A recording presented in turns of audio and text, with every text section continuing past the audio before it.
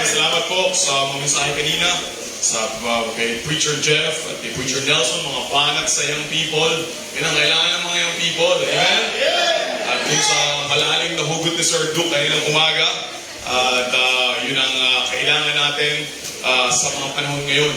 Especially yung mga young people na matunan ko noon. Ang problema sa mga young people, Gabriel, unang-una pa lang, sabay kinig. Ang mga young people, pag kinakausap mo at kahit nasa preaching, ay nakayuko. Yung kinakausap mo na preaching, kahit sa school, kahit maging teacher ka sa high school, o kahit sa church, ang problema na yung people, nag-preaching nakayuko. Ayaw makinig, ayaw magkaroon ng magbigay ng attention. Hindi na natuto. Kaya kung bibigyan mo ng disiplina, high school ka pa ngayon, bata pa lang, na pag nagsalita yung pastor mo sa unahan, makinig ka lang, lalago ka. Ayaw focus ka lang, attention, go sing us. Una, tumingin ka sa unahan and say aloud amen, at huwag kang matulog.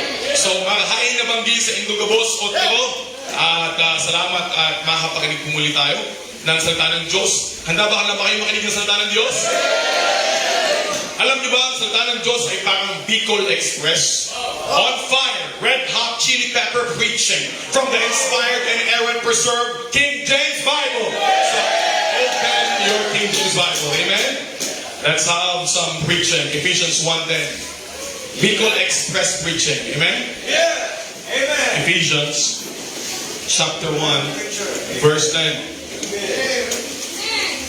Ephesians chapter 1. Sabi namin, in the dispensation of the fullness of times, and He might gather together in one all things in Christ, both which are in heaven and which are on earth, even to Him. So salamat sa opportunity to preach the Word of God, Preacher Duke. Salamat po sa privilege, salamat po sa inyong hospitality at sa aming pamilya. At ngayon po ay tayo manalangin. Let's pray. Tulungan niyo po pa rin ang bawat isa na makita po namin ang salita mo at tulungan niyo po, speak to our hearts at convict our hearts. Empower your speaker. Help us to focus on your word and help us, Lord, to bring back the glory always to you. Kaya po, kumuha ka po ngayong gabi, Lord, ito po pa rin aming dalangin sa pangalan ng Panginoong Jesus. Amen. You may be seated.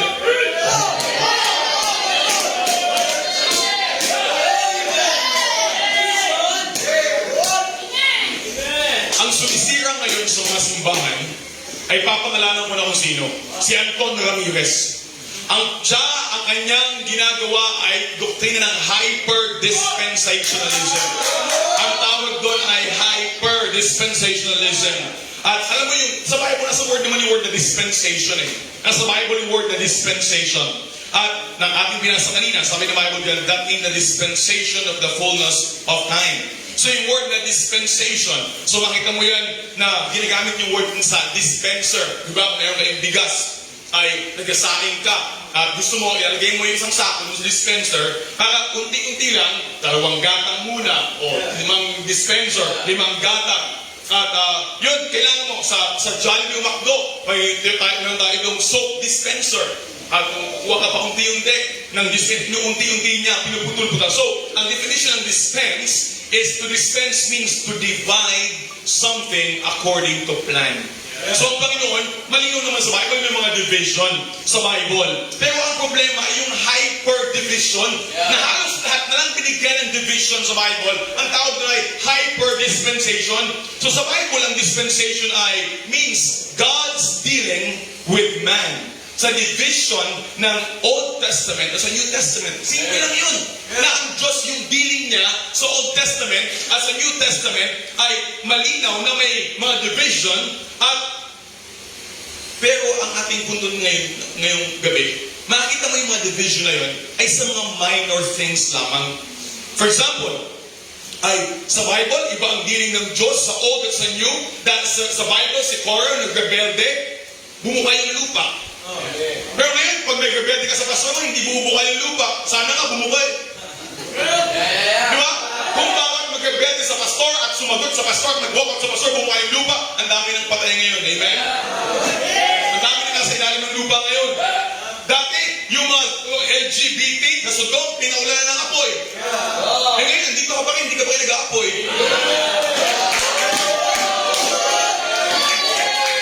Dati, hindi nagbigay ng pangako na that time na offering, si Ananias at Sapphira, pinatay ng Diyos, si Ananias. Pangalawa, pinatay ng Diyos si Sapphira. O ba kung ginawa yung ngayon, hindi ka nagbigay ng tithes, papatayin ka, bulagta ka na mamaya. Tama yun. Kaya malino naman sa Bible na may mga dispensation, but on minor things. Minor things, hindi tayo nagme-major on the minor. Sa Bible may mga division, pero minor things lang, kaya hindi tayo masyado nag-focus dito na dispensation. Bihira yung mga preaching about dispensation kasi minor lang bagay yun. Sa Bible may dispensation, ito'y division on minor things. Kaya, makita mo, for example, sa animal sacrifices, sa Old Testament, nag-offer sila ng tupa at kalapati at baka. Ngayon, New Testament, hindi na tayo nag-offer niyan. Dahil sasabi sa Hebrews 10:27, for if we sin willfully after we have received the knowledge of the truth, there remaineth no more sacrifice for sins. Sabi ng Biblia, there remaineth no more sacrifice for sin. Kaya hindi na tayo nagdadala ng tupa dito, hindi na nagdadala ng kambing dito, hindi na nagdadala ng baka ngayon, dahil kung si Kristo yung namatay, nilagay, nabuhay na muli. Sabi ni John the Baptist, behold the Lamb of God, which taketh away the sins of the world.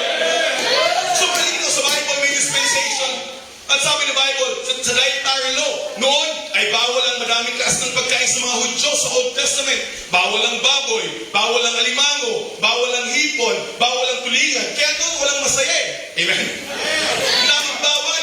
Pero sa New Testament, sabi sa 1 Timothy 4:4, sabi ng Bible yun, for every creature is good. Yum. Amen?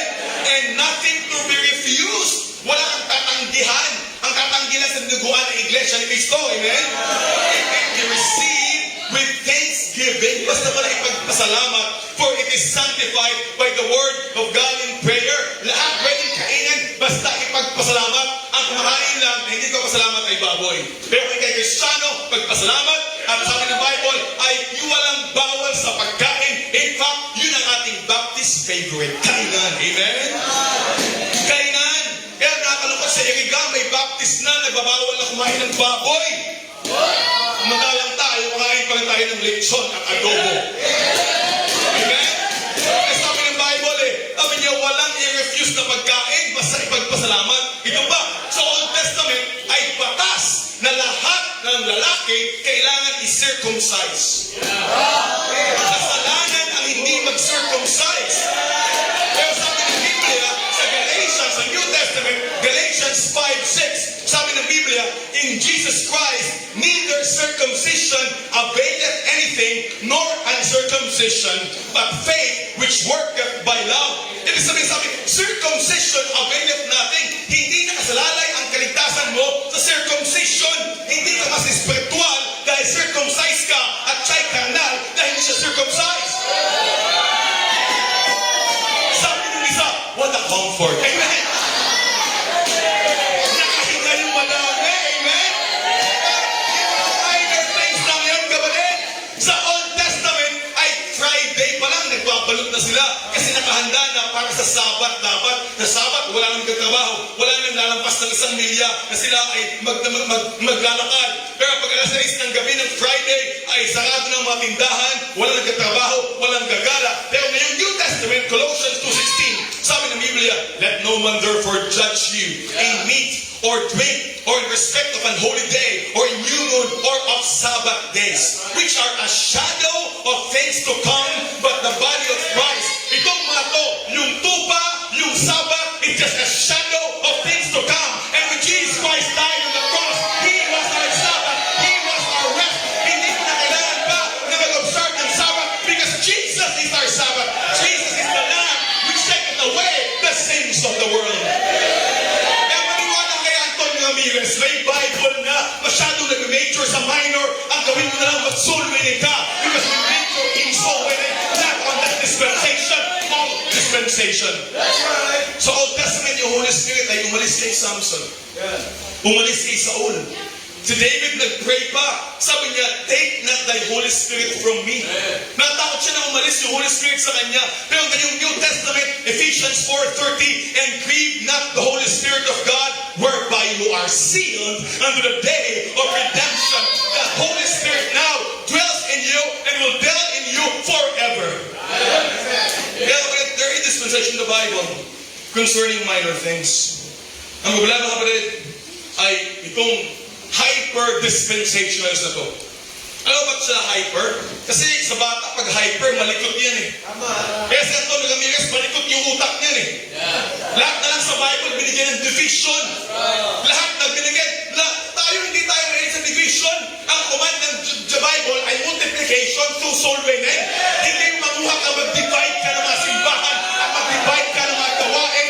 Kundi, ang gawin natin ay mag-soul winning and go forth and multiply. Hindi mag-agaw ka ng mga member ng iba. At nahalawag na lang yung simbahan na nadadala, mga member na nadadala. So ang ating pag-uusapan ngayong gabi, things that have no dispensation. Things that have no dispensation. Number one, salvation has no dispensation.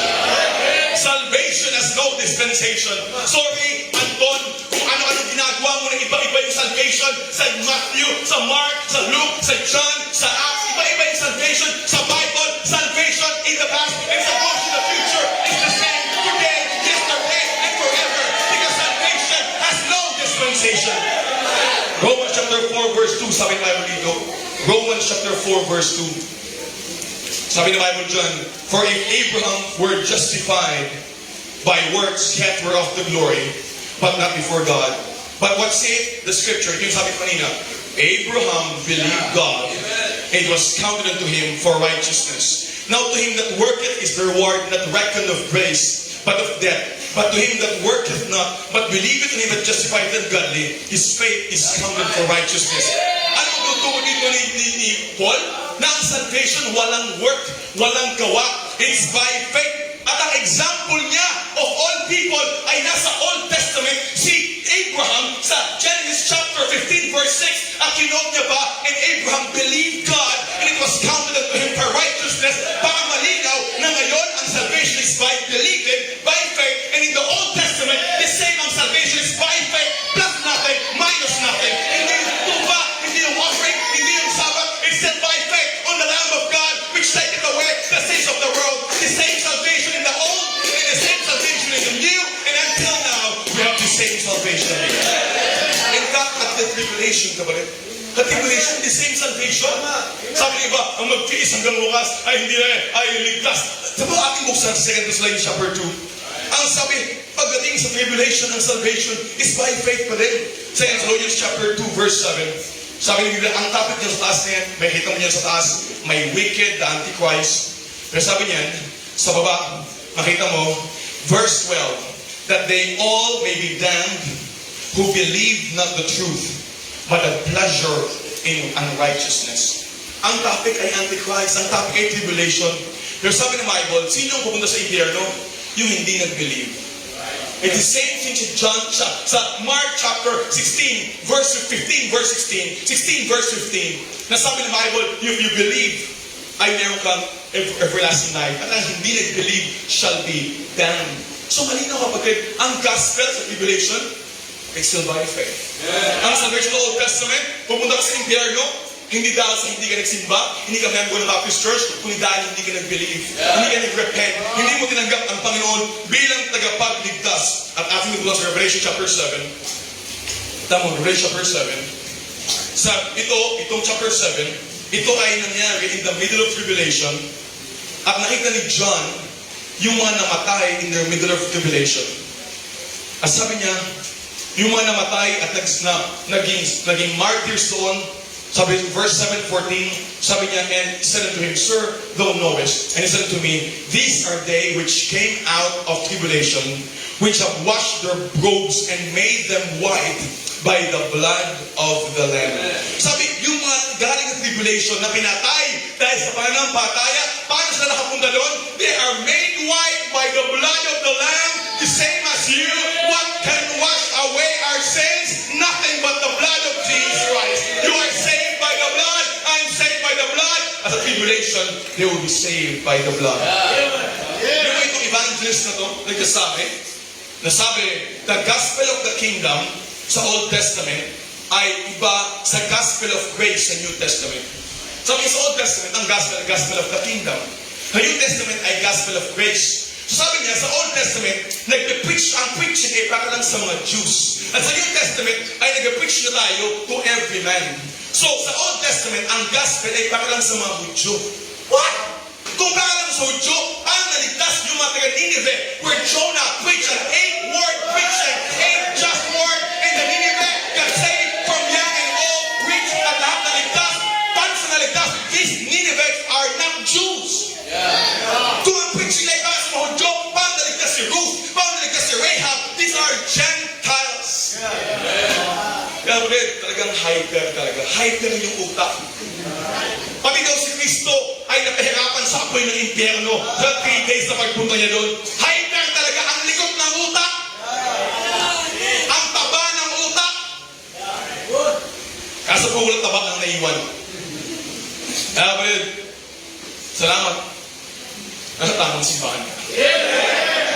Pasalamat ka, may tamang preacher ka, na natutuwa ka ng salita ng Diyos, nanindigan sila na sa Bible, ang salvation is the same yesterday, hanggang ngayon, hanggang tribulation. Jude chapter 1 verse 3, tawag doon ay common salvation.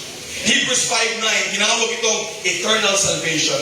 Hebrews 2:3, tinawag itong so great salvation. Acts 4:12, neither is there salvation in any other, for there is none other name under heaven given among men whereby we must be saved. Walang ibang salvation kundi by Jesus Christ. I am the way, the truth, and the life. No man cometh unto the Father but by me.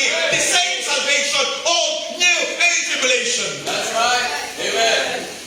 Number two, the Savior has no dispensation. The Savior has no dispensation. Malachi chapter 3 verse 6. Malachi chapter 3 verse 6. Itong sabi ng Bible sa Malachi chapter 3. Amen? Ito ang book ng mga taba, Malachi. Amen? Sabi ng Biblia dyan, for I am the Lord, I change not. Therefore, you sons of Jacob are not consumed. Sabi ng Bible, ang Panginoon ay change not. Hebrews 13:7, Jesus Christ is the same yesterday, today, and forever. Hebrews 1:2, and as a venture thou shalt fold them, and they shall be changed, but thou art the same, and the years shall not fail. Thou art the same, always the same. Amen? He's always the same. Biro mo, nung Achievers Sunday tayo kahapon, Achievers Night, at yung mga nag-graduates, siguro nag-notes kayo sa mga classmate nyo, maghihiwa-hiwalay na nag-graduate na kayo. At ang sinasabi mo, doon sa notes mo, sana huwag kang magbago. Sana yung barkada mo kaibigan, sana huwag kang magbago. Maniwala ko doon. Pag nakahanap niya, nag-college na, iba ng school na yun, may bago na siyang kaibigan, nakalimutan ka na. Pag nagkasawa na yun, nakalimutan ka na. Ang taong nagbabago, pero ang Diyos hindi nagbabago. Hindi nagbabago ang Diyos, kapatid. Nakalimutan ka ng mga tao, pero ang Diyos hindi ka makakalimutan. Meron ba dati dito, nagpaparamdam sa'yo? Kasi ngayon, sa iba na siya nakatingin palagi. Nung tumating ka, welcome ka. Good morning, sir. Tapos follow up ka. Kumusta ka na, Romeo? Romeo, ako nga pala si Juliet. Tapos biglang pagtagal, Romeo, iba na yung wini-welcome niya. Iba na yung kausap na palagi. Iba na yung pinafollow up niya. Ang tao nagbabago, pero ang Diyos hindi nagbabago. Jesus Christ is the same yesterday and forever. The Jesus Christ has no dispensation. Meron dati ang bait sa'yo. Ang bait sa'yo. Nung umutang, biglang nagbago. Yung James 1:17, sabi ng Bible, every good gift and every perfect gift is from above and cometh down from the Father of lights, with whom is no variableness, neither shadow of turning. Ang Panginoon, sabi niya, there is no variableness. Kaya ang Panginoon hindi siya babae. Kasi babae, pabago-bago eh. Di ba? Kaya yung mga area leader, huwag mong tanongin yung assistant mo ay yung mga babae sa area mo. Saan tayo mag-soul winning? Pabago-bago yan. Doon tayo sa barangay 1 yan, sa barangay 2 pala, sa barangay 3 na lang. Pabago-bago ng isipan niya, kaya may kinamay yung mga lalaki, na tulad ni Romeo, ni David, amen? At si Jonadel. Ang mga word? Jonadel? Ha? John Melo. Amen? Na may panindigan. Dahil ang lalaking may panindigan, guwapo yan. Amen?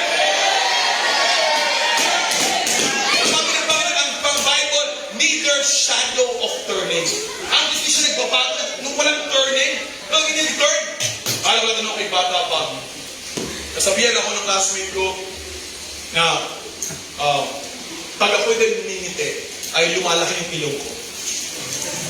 Malaki daw yung ilong ko. Tapos pag humindi pa, lalo pang lumalaki.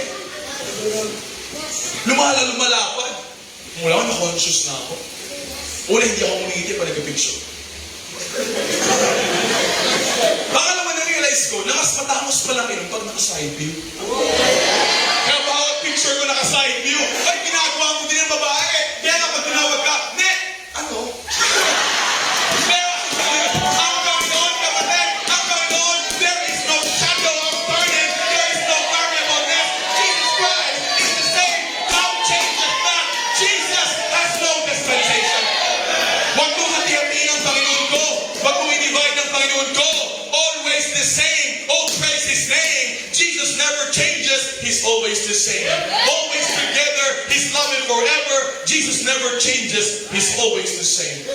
Next, supplication has no dispensation. Supplication has no dispensation. Psalm 65 verse 2. Psalm 65 verse 2. May Bible yan. Psalm 65 verse 2. O thou that hearest prayer, unto thee shall all flesh come. Alam mo yung sa mga attributes ng Diyos, He is holy. God is merciful. God is great, almighty, omniscient, omnipotent. Pero sa mga katangian niya na hindi nagbabago, God is a prayer-hearing God. Amen. Sabi niya, O thou that hearest prayer. Kaya God always hears our prayer. If my people which are called by my name shall humble themselves and pray and seek my face and turn from their wicked ways, then will I hear from heaven and will forgive their sin and will hear their land. Hebrews 11:6, for without faith it is impossible to please God, but he that cometh to God must believe that He is, and He is a rewarder of them that diligently seek Him. That's right. Ang Panginoon hindi nagbabago. Pagod na pagod ka na ba? Lungkot na lungkot? Lumbay na lumbay? Inis na inis? Banas na banas? Basag na basag? Duog na duog sa buhay mo? Hindi ka naman 3, pero punong-puno ka na? Kaya ang Panginoon kapatid, hindi nagbabago. Mahal ka pa rin. Ang Panginoon nandyan pa rin. Pag tumawag ka, sagutin ka niya. Kaya sabi ng Biblia, call unto me, and I will answer thee, and shew thee great and mighty things which thou knowest not. Walang dispensation, walang division ng panalangin. Ang panalangin ni Abraham, ang hanggang ngayon ng panalangin ay pareho. Nasasagot ng Diyos. Ang Diyos ni Hannah ay the same sa Diyos natin na nagbigay sa kanya ng anak kahit na siya'y baong. Ang Diyos ni Hezekiah ay sumagot sa panalangin na bumalik yung araw ng 10 degrees ay parehong Diyos mo ngayon. Ang Diyos ni Joshua na sumagot sa panalangin na patigilin ang araw ng isang buong araw at iyon ang Diyos mo ngayon. Walang dispensation ang panalangin. Mark 11:24, therefore I say to you, what things you ever you desire, when you pray, believe that you receive them, and you shall have them. Alam mo, sa mga basura ng lipunan ay mga horror movies. Mga katang-isip na tinatakot ka lang, nag-iinsil ng takot sa'yo. Tapos yung mga multo pa, naka-long hair. Ba't kaya naka-long hair ang multo? Baka nakatakot. Alam namang panot. Ang nais lang ko sa'yo, huwag kang matakot sa multo. Huwag kang matakot sa aswang. Ang nagkaroon ka ng fear of the Lord. You fear the Lord Almighty and you pray to the Almighty God. Abraham feared God. Isaac feared God. Joseph feared God. And we Christians who fear God. Prayer has no dispensation. Pwede ka pa rin tumawag ngayon sa Panginoon. Mga impossible things kung paano tumawag. Sila Abraham. Sila Isaiah. Sila Jeremiah. You have the same God. Si Pastor Ed. Si Preacher Duke. Si Preacher Jeff. Si Preacher Nelson. Si Preacher Reagan. We have the same God. Kung paano sinagot ng Diyos ang panalangin dito sa kanilang mga simbahan mula pa noon. You have the same God. Hindi nagbabago na pwede kang tumawag sa Diyos ngayong gabi. Next, stewardship has no dispensation. Stewardship has no dispensation. Ito ang sabi pa ni Hyper. Amen? Ay yung tithing daw ay batas, so wala nang tithes ngayon. Pero sa Genesis 14:20, Genesis chapter 14, verse 20, ay may tithes na bago pa ng batas. Genesis chapter 14, verse 20. 14 verse 20. And he blessed the Most High, which had delivered their enemies into thy hand, and he gave him tithe of all. Kailan dumating yung batas? Sa panahon ni Moses. Pero panahon pa ni Abraham ay nagbigay na siya ng tithes. Na panahon pa ni Jacob ay nagbigay na siya ng tithes. Before pa ng batas ay mayroon nang nagbibigay out of the heart ng batas. During the batas, they gave the tithes. At alam mo, sa New Testament, si Kristo mismo nag-command. Sa Matthew 23:23, sabi niya, this ought you to give. Anong ought yun? Na kailangan bigay? Tithes. Si Kristo mismo, siya mismo nagbigay. New Testament na yun. So from Old Testament to New Testament, si Kristo, si Apostol Pablo, sila ay nagbigay ng tithes at kinuman na ibigay yung tithes. Kaya ang tithing ay walang dispensation. You need to give your tithes right now. Ang mga nakikinig na Tento ng Ramirez na hindi magbigay ng tithes ay yung mga ayaw magbigay ng tithes. Mantalang may blessings sa magbigay ng tithes, Malakay chapter 3 verse 10, bubuksan niya ang dungawan ng langit, the windows of heaven, and pour you out a blessing na walang sukat pagkakagyan. Ito yung susi ng blessing na tatanggalin mo sa buhay mo. Ito yung dahilan na pinagpapala ka ng Panginoon o puputulin mo. Yung alod ng pagpapala. Huwag kang makinig sa mga yan. Amen? Kung meron man dapat maging hyper ka, hindi sa minor things. Maging hyper ka sa soul winning. We major in the major, we don't major in the minor. That's right. Amen. Amen? Kaya kapatid, nakita natin ang mga development. Galing ko sa Riga, nag-preach ako before, development after pagbalik ko. Yung sa Naga, pagdating ko pa lang, sabi ko na kay Preacher Go, yung difference yung pag-alis ko at pagbalik ko ngayon. Alam mo bakit? Kasi may mga members na nagbigay ng tithes.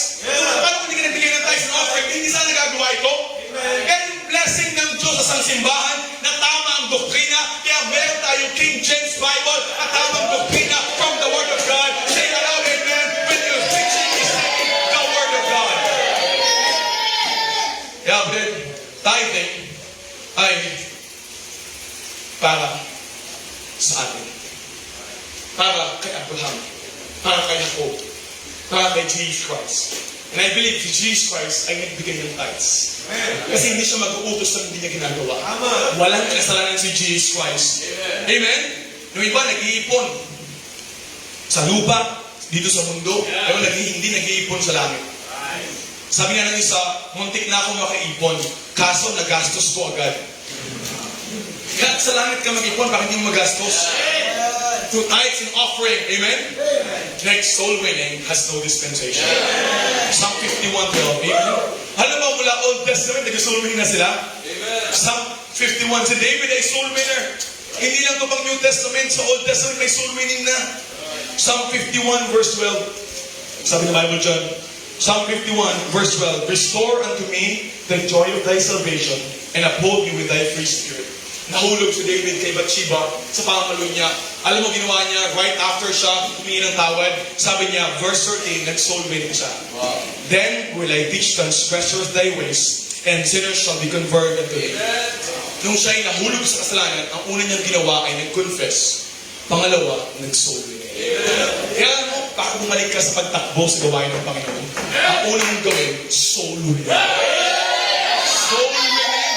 Yung David, at hindi na kasalanan niya, nangalun niya siya. Pero right after nung humingi ng tawad, ang ginawa niya, sabi niya, I will teach transgressors thy ways. Sa Old Testament, nag-soul winning na sila.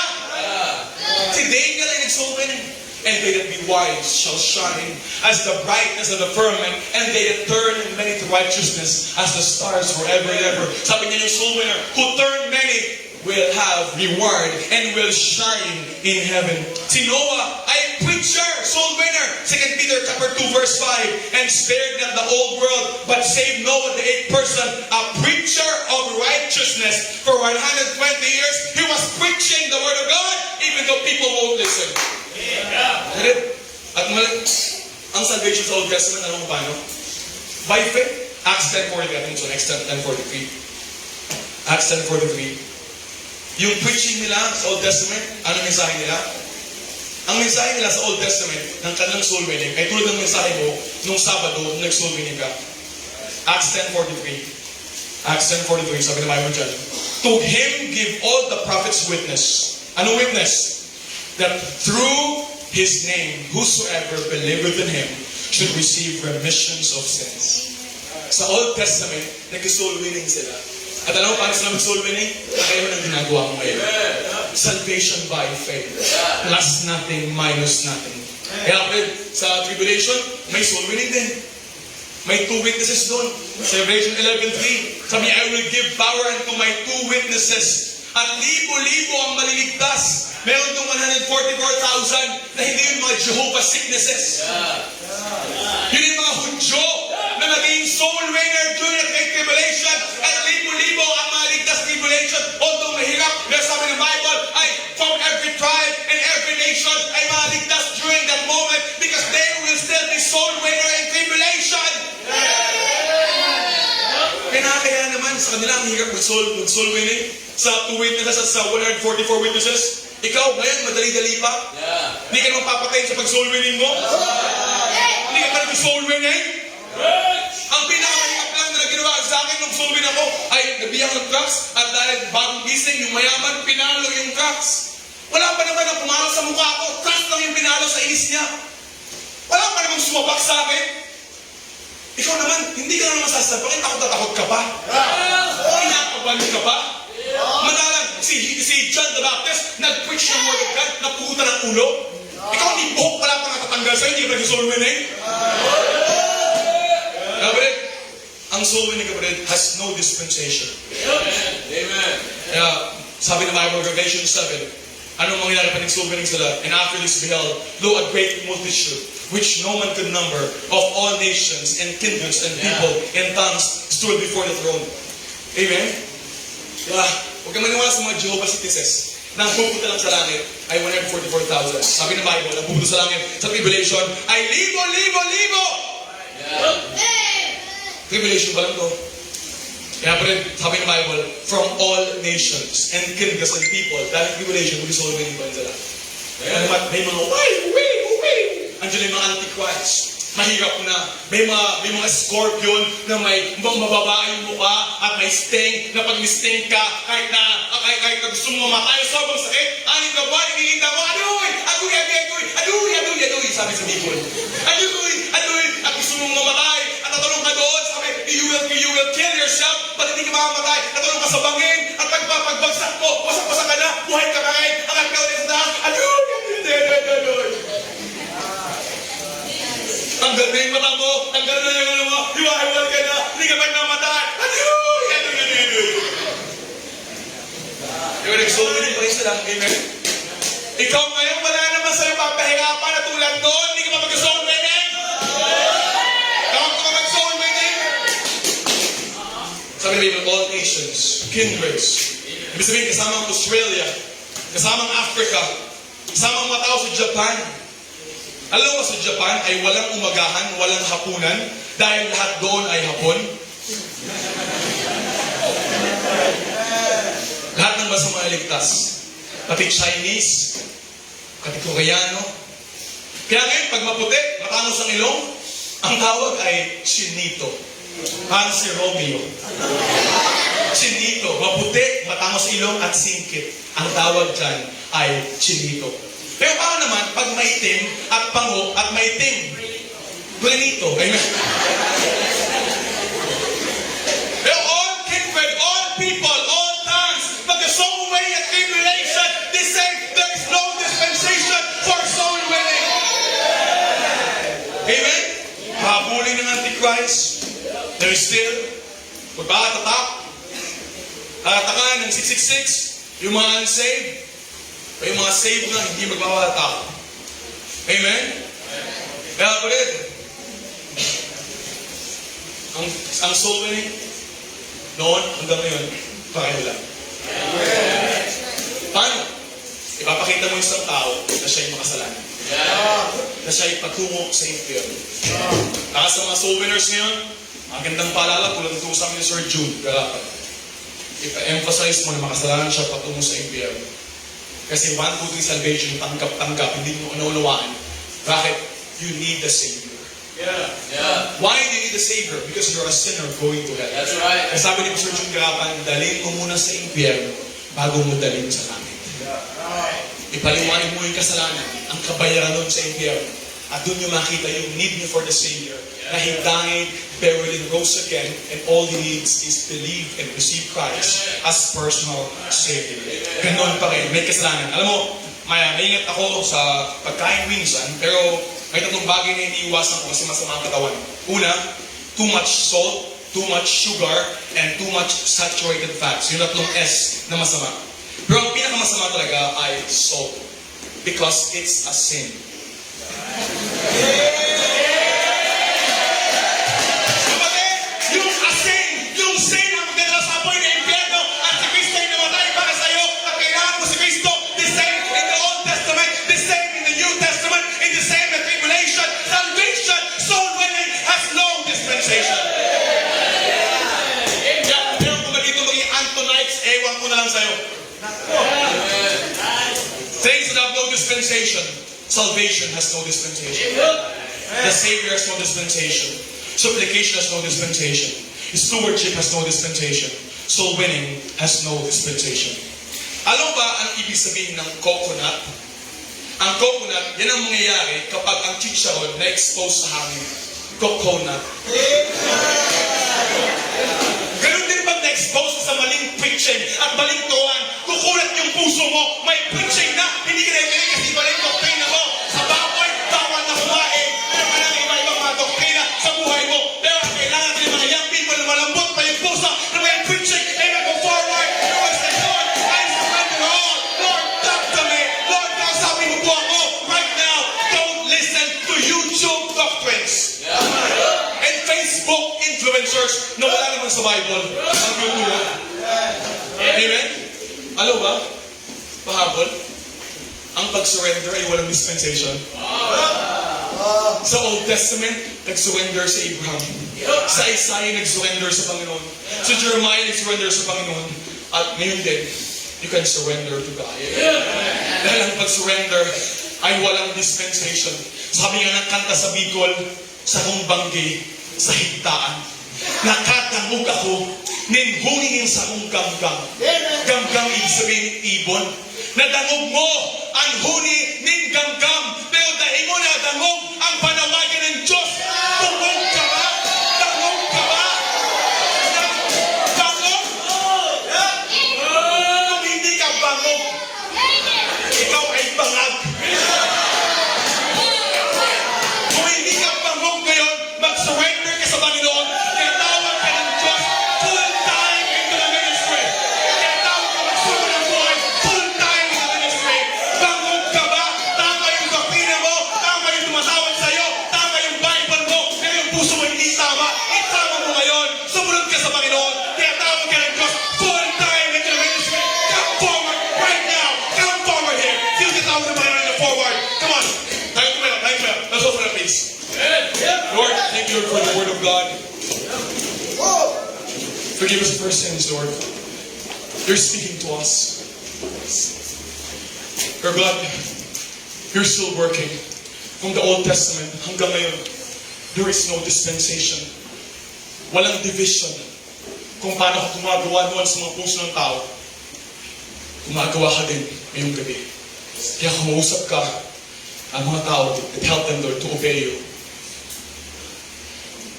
If God's speaking to you right now, tawag ka ng Diyos, full time to the ministry. Full time to the ministry. Why don't you come here in the altar and make a decision with God? Come here, come on.